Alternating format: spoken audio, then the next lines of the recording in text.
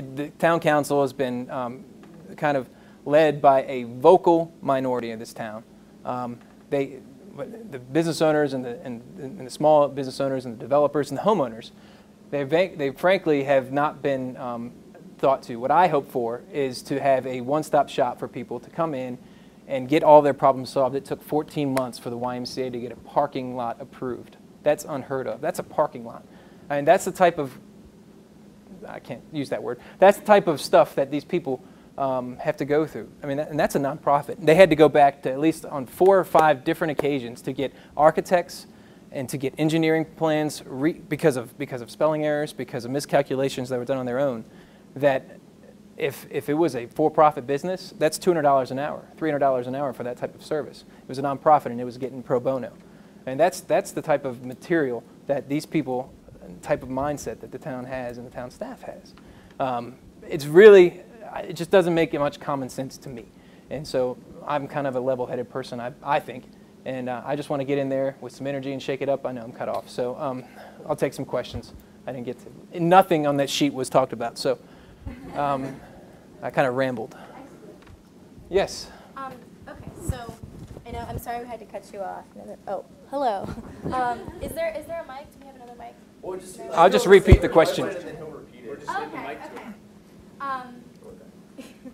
So, okay, if you had to sum up your candidacy, like why you want to run, and why you're best for the job, in one sentence, one not run-on sentence, then what would you say?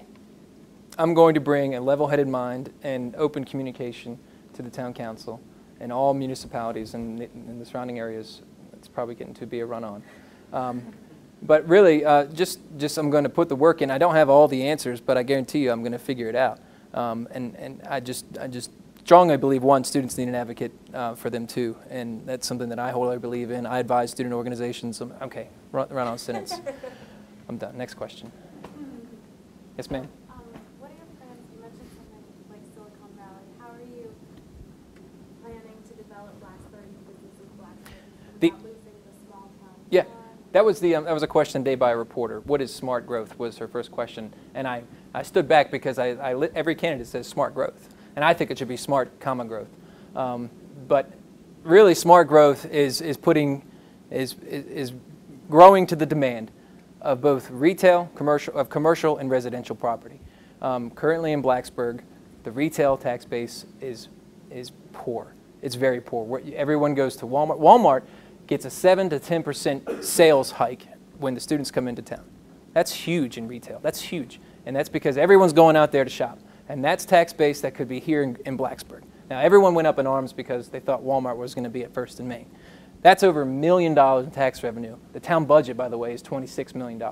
And very few of that's discretionary for what they can spend on. People talk about, last night at the debate, there were 7 questions. 7 questions, and they were all based on bikes, on bike paths, recyclable programs. All these are great, but they have to rely on funding, right? And so they're applying for grants for funding.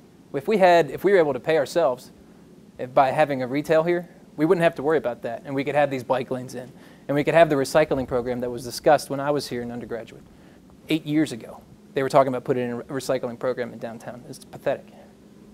So to summarize, you're in favor of a Walmart or similar story in Blacksburg? Absolutely. We have an aging population and we have students, and all of those people need cheap consumable goods. You can't buy underwear in Blacksburg.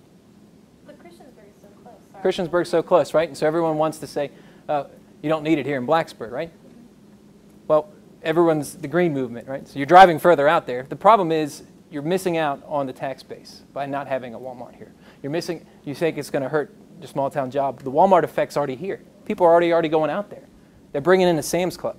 There's a reason.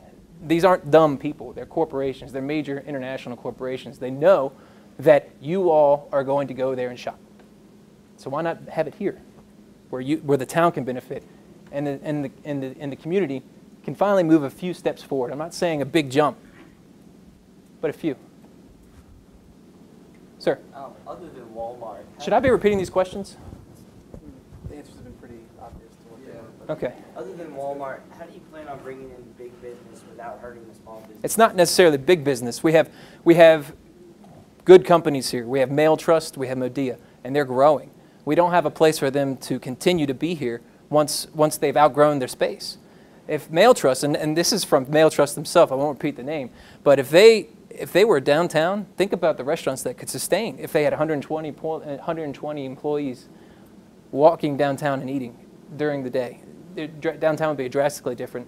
We'd all benefit from it, from having a little bit more of a selection, and certainly a little bit more retail.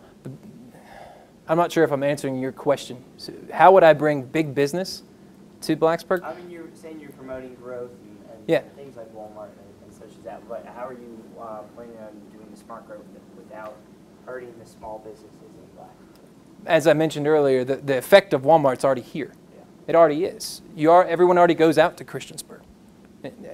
That's what's so funny. People are up in arms about it. And Berg, this establishment that has some candidates running, and they're well funded.